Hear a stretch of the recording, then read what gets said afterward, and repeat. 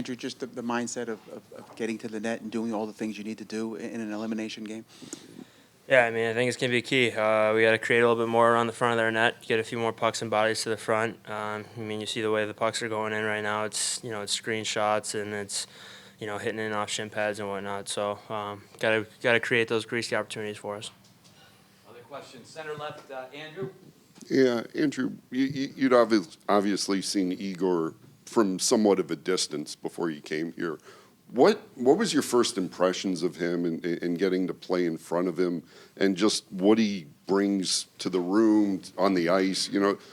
How quickly did he make an impression on you when you came here? Yeah, I mean, I think throughout the season you kind of heard about how well he was playing, and I didn't get to see the Rangers play until February or so. So, I mean, just a lot of confidence. I think he believes, he can stop every shot, and you see the way he plays with his puck handling and whatnot. It just kind of gives the team a lot of confidence back there that even if mistakes are made, that he can bail us out. And I mean, especially the way he plays the puck, I think it kind of changes the way teams forecheck and how easy we can break the puck out sometimes. So. Yeah, I mean, I think just his confidence was probably the first thing I noticed about him.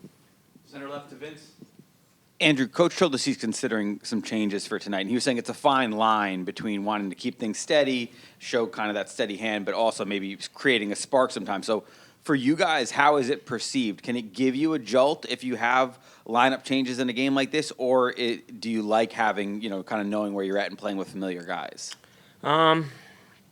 I think either way, it's an elimination game. I don't think we can kind of worry about that. I think they're kind of been on both sides of it, where there has been like a lot of line consistency, and that can be nice, and allow the line to kind of dig out of times when you're not playing as well. But then I've also been a part of a line change every period or every game, and that can create instant sparks and whatnot. So I think at the bottom of the line is just how we play tonight. I don't think the line combinations or anything like that is going to be the difference. Just a matter of our mentality and our desperation and how well we play. One left to Mark. This is for Tyler and Andrew, if you could both answer. With regarding to your coach, can you speak to what his demeanor is like when you guys, you've had 5 elimination games now. He seems on our end to be a pretty calm guy. What is he like behind closed doors, and how much does that help you when you go through some of these more difficult times? Yeah, he's definitely calm. He's relaxed. He knows how to focus the group. Obviously, he expects a lot out of us. A lot of it, all things that we can control. Our work ethic, our attitude. It gives guys confidence to go out and just play the game. But if we take care of some of those simple things that we can control, he lets us play our game. Obviously, that attitude doesn't change too much in games like this. We've been here a few times. But again, we take care of the things that we can control. Normally, we're a pretty good team. Yeah, I don't think he changes from elimination game or not, but I mean, yeah, like Tyler said, he holds us to a high standard in terms of effort and compete and sticking together on the bench, but doesn't take away from allowing guys to be themselves and play their game. So you just don't want a coach that changes. In these types of games, you want the coach that's even keel and is calm and has that presence behind the bench where.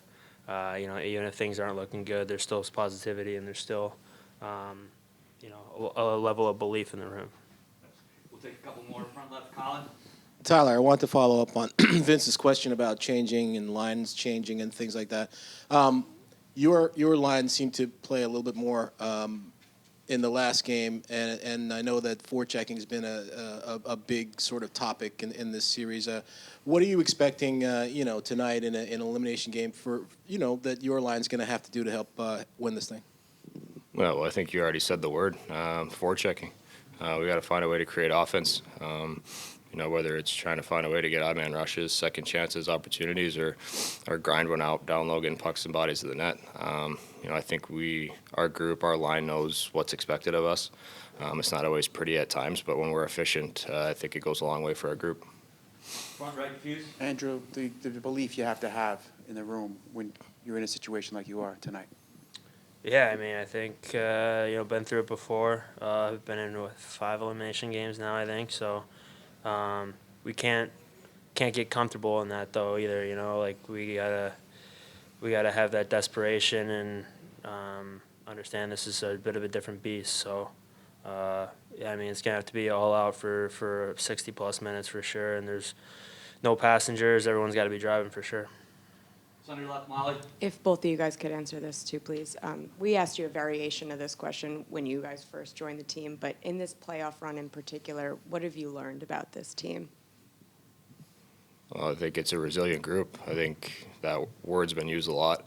You know, we're confident. I don't think we waver much from who we are as individuals or as a group. I think that says a lot about the character and the culture that we have. You know, our slogan of no quit, I think, has gone a long way too. I think that shows true to who we are collectively. I don't think that's really changed from day one through now. I don't think you're gonna see guys play outside themselves. We're gonna go to work for each other, and we're gonna battle, and we're gonna see where the chips fall. Yeah, I mean, same thing. I think the ability to overcome adversity, and there's a lot that goes into that. It's just not just, you know, okay, we came back one game, but to do it over and over again is special, and a lot of that goes into the relationships in the room, the character, the work ethic, no one person's more important than another. I think there's a lot of those types of little things that kind of add up to the big thing of being resilient and able to overcome adversity, like I said. We'll go one more center left, Vince. Andrew, I'm just curious, in your time playing with him, because he's so dynamic with the puck, Artemi, are there certain nights where early on you pick up and you're like, he's feeling it tonight? Or is that something you guys, like maybe you and Ryan talk about, or you try not to think about that too much? I mean, every night he's feeling it, I think. When the puck's on his stick, something special can definitely happen. And obviously these playoff games are, have been really tight checking. You still see his ability to make plays and create space for himself and for his line mates. So I think, I don't think there's a day where I go, oh, Brad's not feeling it today. I think he's gifted, and he knows he is too. And it's going to be a big part of, has been a big part of our success so far, and will continue to be.